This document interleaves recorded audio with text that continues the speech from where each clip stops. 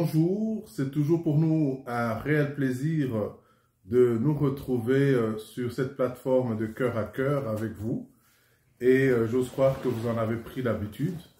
En ce début d'année, nous avons initié le relais de prière autour du thème « Déplacer les montagnes ». Et aujourd'hui, nous arrivons à la conclusion et nous ne pouvons pas quitter cette session que nous avons titrée « Relais de prière » sans conclure par comment devons-nous prier. L'autel familial de prière, voilà mon sous-thème aujourd'hui.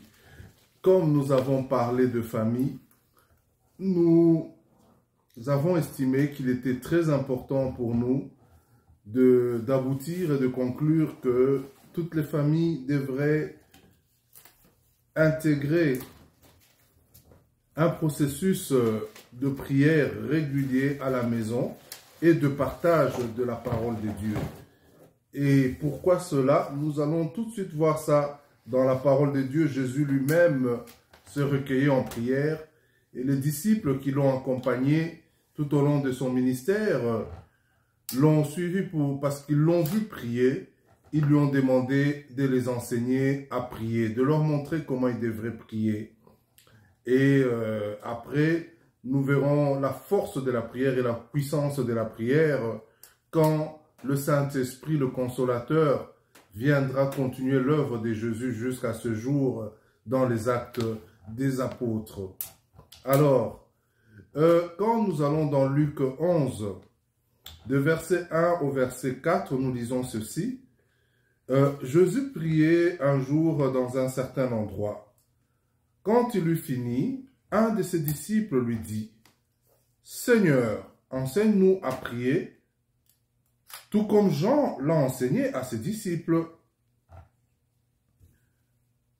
Il leur dit, « Quand vous priez, dites, « Notre Père céleste, que la sainteté de ton nom soit respectée, que ton règne vienne, que ta volonté soit faite sur la terre comme au ciel.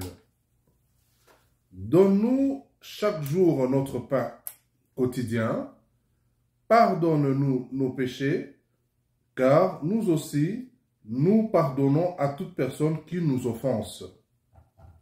Et ne nous expose pas à la tentation, mais délivre-nous du mal. » Donc Jésus n'a pas trouvé objection à cette requête ou à cette demande qui était spéciale. Et tout de suite, il leur a indiqué comment cela devrait se faire. Et nous, dans le cadre familial, pour tout ce que nous avons partagé, pour confier nos familles au Seigneur, comment nous devons entretenir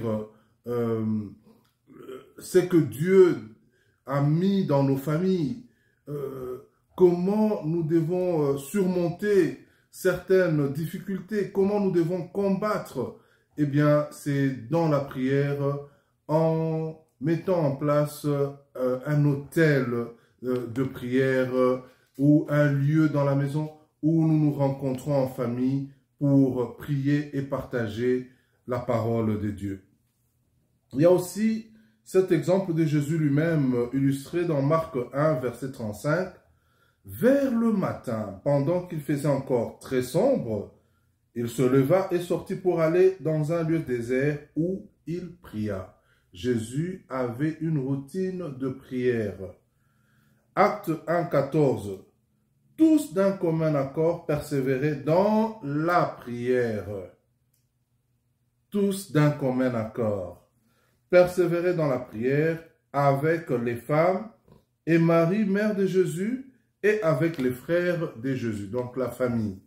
Voilà donc, nous devons intégrer la routine, la prière dans notre routine familiale. Il y a des activités qui sont régulières dans une famille. L'heure du dîner, l'heure du souper en famille. Mais une des activités dans une famille qui a cru en Jésus, qui a accepté Jésus comme Seigneur et Sauveur, n'est-ce pas que l'autel familial, le moment de partage, le moment de prière devrait absolument intégrer la routine familiale. Et nous pouvons vous suggérer comment le faire, hein, la manière de le faire. Vous pouvez établir un horaire régulier en tenant compte des habitudes dans cette famille. Vous arrangez pour le faire au moment où tout le monde est disponible, par exemple. On a des horaires, ça bouge, hein, il y en a qui vont à l'école, il y en a qui vont travailler, il y en a qui sont à la maison à des moments différents, mais règle générale, on part de la même maison le matin et on revient le soir. Et on peut soit le faire le matin avant le petit déjeuner, avant que tout le monde ne sorte, avoir placé un temps de prière. Moi, je suggère toujours en tant que serviteur de Dieu de donner aussi son 1/10 de la journée pour ce temps-là, par exemple, sa dîme du temps sur les 24 heures, peut-être le matin prendre 1 heure et le soir prendre une 2e heure.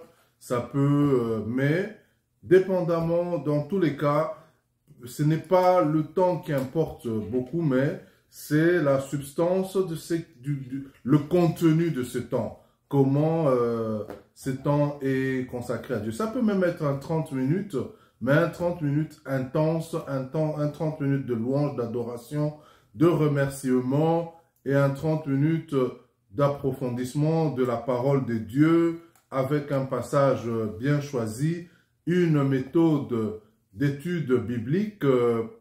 À travers aujourd'hui, nous avons autour de nous ceux qui fréquentent les librairies chrétiennes. Il y a toutes sortes de lecteurs bibliques. Il y a Partage, par exemple. Eh bien, vous trouvez la méthode comment partager la parole de Dieu en famille, comment même à la longue arriver à faire des études bibliques, à retenir des passages, à exhorter et à conclure par une prière. Il faut que cela implique tous les membres de la famille. C'est là que la question de la disponibilité est importante. Le matin, par exemple, tout le monde sort, mais on se retrouve pour la prière. C'est à travers aussi cet autel de prière de la famille que les préceptes qu'on enseigne aux enfants depuis leur jeune âge se mettent en place dans leur vie. C'est très très important. Moi, j'ai un exemple personnel. Dans cette réunion familiale où la cellule maison, même l'église primitive a commencé par la maison, eh bien, dans l'heure de prière avec mes enfants, quand ils ont commencé à lire et à bien comprendre les choses, eh bien, chacun avait sa journée pour pouvoir nous lire le passage du jour. Nous avons à la maison le lecteur biblique appelé Partage. Et il y a des lectures pour la journée, une exhortation et une explication. Et entre nous, il y a même une méthode qui permet de retenir les faits importants sur lesquels nous pouvons formuler soit une requête, s'il y a lieu de faire une demande, s'il y a lieu de prier pour une délivrance ou pour une situation que nous traversons ou que celui qui nous apporte la lecture peut nous exhorter et c'est comme ça que ça, petit à petit, moi, personnellement, et mon épouse, mon pasteur Nathalie, nous nous sommes servis d'un lecteur biblique que nous partageons régulièrement à chaque matin et selon la disponibilité, il nous arrive aussi de faire le même partage le soir. Si le matin, c'est le partage sur un passage biblique, mais le soir, quand nous nous retrouvons, ça peut être juste la prière du soir avant que chacun n'aille dormir.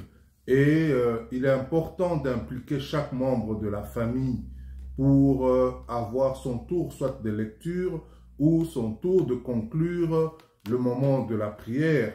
Et au moment du partage, on devrait au moins s'organiser pour que chacun ait droit à la parole, pour que chacun puisse, après la lecture, dire ce qu'il comprend, de là où est-ce qu'on parle de Dieu, où est-ce qu'on parle du Saint-Esprit, où est-ce qu'on parle de Jésus, et quels sont les éléments importants, qu'est-ce qu'il retient du passage qui est qui est l'objet de la discussion ou du partage ce soir. Alors, à la fin, selon le sujet ou la requête, on peut faire une prière. Et cela, surtout dans le cadre du partage de la parole de Dieu, ça développe la compréhension biblique. Et le plus important aussi, c'est l'exhortation qui s'ensuit pour que l'on puisse, à travers les exemples que l'on a lus, que l'on puisse mettre en pratique par rapport à des questions que l'on peut se poser. Y a-t-il un bon exemple à suivre ou y a-t-il quelque chose de négatif? S'il y a quelque chose de négatif dans l'illustration et que dans nos vies individuelles, dans une famille, parce que nous prions les uns pour les autres, hein, et c'est un moment vraiment capital au niveau de l'hôtel familial. C'est là que on s'ouvre les uns aux autres et que dans une famille, on peut comprendre quand un enfant ou un parent apporte une requête de prière, on peut, comme la parole nous dit, prier les uns pour les autres. Alors, à l'occasion d'un témoignage personnel ou d'une préoccupation personnelle, tout le monde s'implique et tout le monde se soutient par la prière. Et cela que se développe une croissance spirituelle au sein même de la cellule mère qui est la famille. C'est la marche, la croissance spirituelle qui commence déjà au sein de nos familles. D'ailleurs, Jésus lui-même, déjà à 12 ans, il pouvait impressionner les docteurs de la loi. Ça montre qu'il était issu d'une famille qui avait un hôtel de famille et qui savait se recueillir. Mais bien plus, il est Dieu, hein? Il est la prière lui-même. Donc, il est l'enseignement lui-même, il est la parole vivante. Et c'est là même que, à ses propres parents, il arrivait à leur répondre qu'il est en train de faire le travail de son Père. Voilà donc ce que nous avions à cœur pour finaliser notre relais de prière. Vous inviter à intégrer au sein de votre routine familiale un moment de partage, un moment de prière. Et c'est du contenu qui est très important. Dans ce contenu, il y a un moment de remerciement, bien entendu, un moment de louange, donc de proclamer les hauts faits de Dieu, et un moment d'adoration où nous disons à Dieu c'est combien il est merveilleux pour nous et qu'est-ce qu'il représente pour nous. Un moment où de se réconcilier avec Dieu, donc un moment de repentance et toujours penser à se mettre sous la couverture du sang précieux de Jésus-Christ qui nous lave, qui renouvelle toutes choses et qui fait de toutes choses nouvelles. Et bien entendu, faire appel toujours à l'Esprit de Dieu et à son règne, parce que le règne de Dieu est un règne qui établit dans nos familles la paix, qui établit dans nos familles, qui entretient l'unité familiale, qui ne peut que nous apporter de bonnes choses. Et quand on prend l'habitude de prier, on a aussi cette guérison divine. On a toutes sortes de problèmes qui qui peuvent venir au sein d'une famille, mais quand on se tient ensemble devant le trône de Dieu, Dieu lui-même nous dit que quand deux personnes s'accordent et lui demandent une chose, il ne peut que la leur accorder. Au sein de cet hôtel familial de prière, c'est un moment crucial de présenter à Dieu tout ce qui nous préoccupe. Il nous dit, venez à moi, vous qui êtes fatigués. Anne était fatiguée de se faire humilier par sa rivale parce qu'elle n'avait pas d'enfant. Anne s'est mise à prier, à prier, à prier, à prier. Et quand elle allait au temple, même le sacrificateur se posait des questions. Cette femme, qu'est-ce qu'elle a comme problème? Est-ce qu'elle est folle? Alors la prière est quelque chose de très déterminant. Et Dieu vous voit à l'action. La vie du juste est différente de l'impie. C'est au niveau de la prière qu'il y a la distinction. Et croyez-moi, au long de l'année, sur notre plateforme de cœur à cœur, nous allons recevoir des familles qui ont intégré l'hôtel de prière à la maison. Ça fait toute la différence. Votre humble serviteur et sa famille, dans tous ses faits et gestes, est le produit de la prière. Dans ce moment de force, dans ce moment de faiblesse, mais c'est la prière qui a soutenu et qui soutient cette famille. Même quand les enfants ont grandi, ils sont restés attachés parce que c'est tout ce qu'ils connaissent dans leur vie, la vie de prière. C'est très important, c'est là que nous allons chercher nos victoires. Chaque famille devrait être une maison de prière. D'ailleurs, Josué le dit, faites ce que vous voulez, mais quant à moi et ma famille, nous servirons l'Éternel.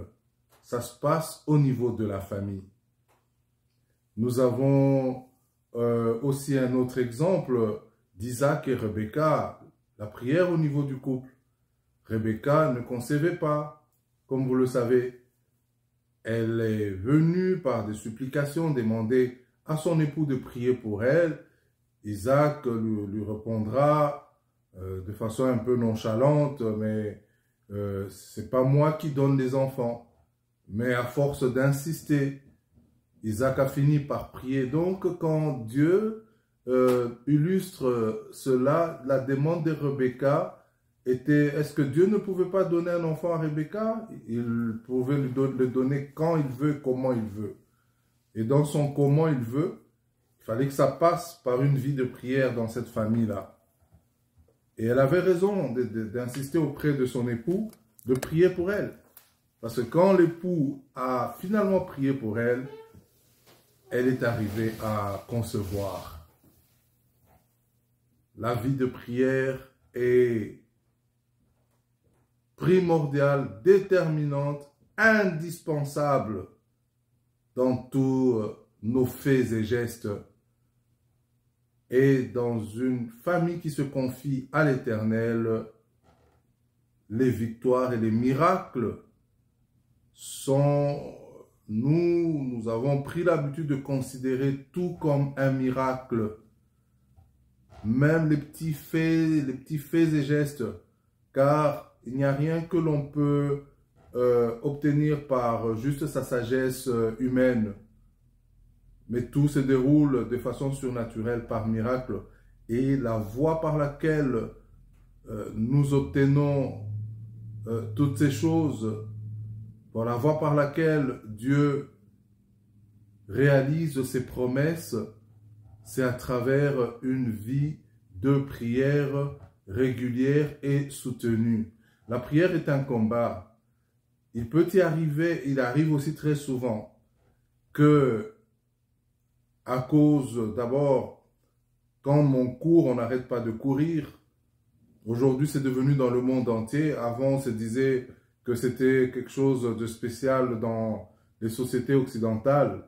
Mais quand vous allez en Afrique, dans les grandes villes modernes, tout le monde court. On court, on court, on court après le travail, on court pour gagner le pain. Et on peut même se justifier qu'on n'a pas le temps à accorder à la prière, c'est dommage. Mais c'est très important qu'au sein de la famille, on prenne ce temps, qu'on arrête sa course pour laisser Dieu prendre le contrôle des choses.